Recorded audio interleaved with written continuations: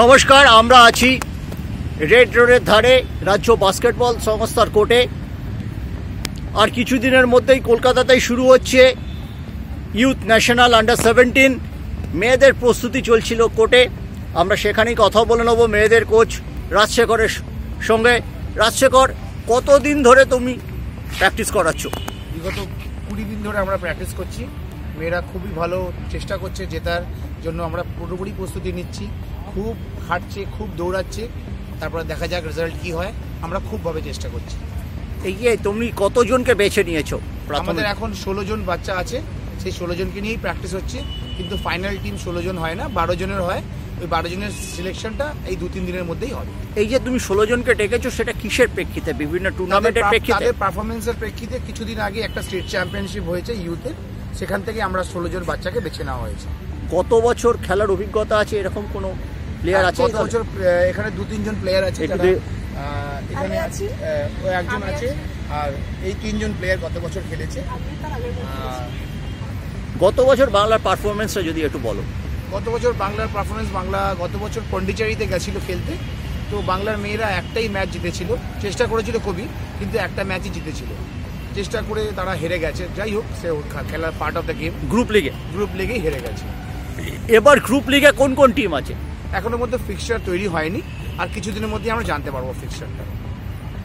গতবার যেখান থেকে শেষ করেছিলে সেখান থেকে কি এবার শুরু করতে পারবে ঘরের মাঠে খেলা? হ্যাঁ, নিশ্চয়ই পারবো। আমরা সেই আশাবাদী হয়ে প্র্যাকটিস করছি, আর আমরা পুরো নিজেদের জোর দিয়ে 100% দিয়ে প্র্যাকটিস করে আমরা এবারে কিছু পজিশন পাবোই, আমরা জিতবই।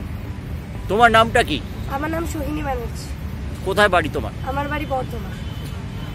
এখান থেকে বর্ধমানের বেশ কয়েকজন প্লেয়ার আছে শুনলাম। তোমরা কি যাতায়াত করছো না কলকাতায় থাকছো? আমরা প্রথম কয়েকদিন যাতায়াত করছিলাম, তারপরে আমাদের জায়গা দেওয়া হয়েছে, থাকার জায়গাও দেওয়া হয়েছে। বর্ধমান ছাড়া আর কোথাকার মেয়ে আছে? শেওড়াফুলি, বীরভূম। হ্যাঁ। তুমি কোথায় থাকো এখন? আমি ওই ওয়েলিংটনে ছাত্র সমিতিতে থাকার জায়গা দিয়েছে, ওখানে থাকছি। বীরভূমে কোথায় বাড়ি তোমার? বীরভূমে সুরুল, বোলপুর সুরুল। আচ্ছা, কিভাবে বাস্কেটবলে এলে? আমার মানে বাপির সূত্রে আমার আসা, বাপি খেলতো ওখানে বোলপুরে, ওখান থেকে আমি বাস্কেটবল আসা। কি করেন এখন বাপি ইলেকট্রিশিয়ান। আচ্ছা, তোমাদের বাড়ি কোথায়? আমাদের বাড়ি শেওড়াফুলি। আচ্ছা, শেওড়াফুলি মানকুণ্ডু ভদ্রেশ্বরে একটা বাস্কেটবলের পরিবেশ আছে, বেশ কিছু ক্লাব শেওড়াফুলিতেই আছে। আচ্ছা, তুমি কোন ক্লাবের খেলো? আমি তরুণ ব্যায়াম সংঘ হুগলি হয়ে। কি মনে হচ্ছে এবার কত দূর করতে পারবে, যেতে পারবে তোমরা? আমরা সবাই মিলে জোরদার প্র্যাকটিস চালাচ্ছি। তো আমরা চাই যে সব মানে ভালো করে একদম চ্যাম্পিয়ন হয়ে যেতে। তোমাদের মধ্যে সবচেয়ে দূরের বাড়ি কার? বীরভূম। তোমারই? হ্যাঁ। আচ্ছা, তোমার বাড়ি কোথায়? আমার বাড়ি কলকাতাতেই আছে, ভোজবর সন্তোষপুরে। তুমি কিভাবে এলে ভলিবলের সঙ্গে? আমার জাস্ট আমি খেলা দেখতে দেখতে ভালো লাগলো, ইন্টারেস্ট এলো ওরকম ভাবে। তোমরা কিভাবে এসছো? তোমাদের নাম বলো, কোথায় থাকো বলো। আমি জোকার ওই সাইড বিবি হাট, ওখানে থাকি। আমি হোস্টেল থেকে। আচ্ছা, আমার নাম তপশ্রী দাস। তো আমার বাড়ির পাশেই মাঠ ছিল, তো ওখানেই খেলা দেখতে দেখতে ওখানেই ছোট থেকে ভর্তি হওয়া। ওই জন্য। আমার নাম অঙ্কিতা সিং, আমি কলকাতায় থাকি, চেতলায়। আমার 2 দিদি প্লেয়ার, তো সেই ওখানে। চেতলা কোথায়? রাখি সংঘ ক্লাবের আশেপাশে? তোমরা রাখি সংঘের প্লেয়ার? তুমি একটু উঠে দাঁড়াও এবার, বলো। সবচেয়ে টলেস্ট গার্ল বাংলা টিমে, তোমার নামটা বলো, কোথায়? আমার নাম মৈথিলি কর, আমি বর্ধমানে থাকি।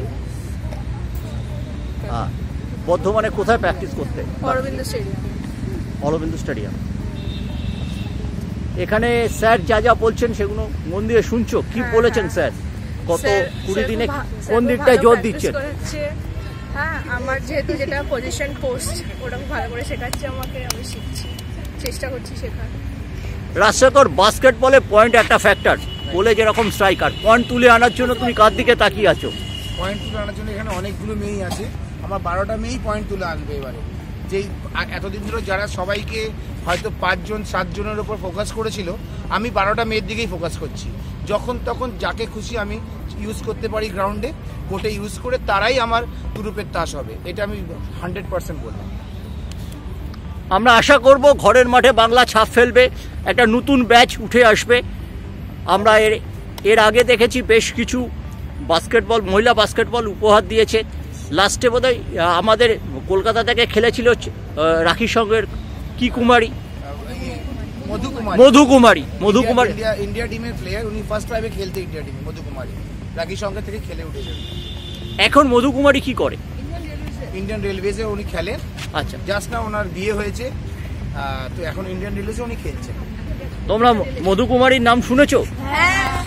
আলাপ আছে? অপর্ণা ঘোষ আর অনিতা, আমাদের বাস্কেটবল এক্স প্লেয়ার অনিতাদির সঙ্গে তোমাদের পরিচয় আছে?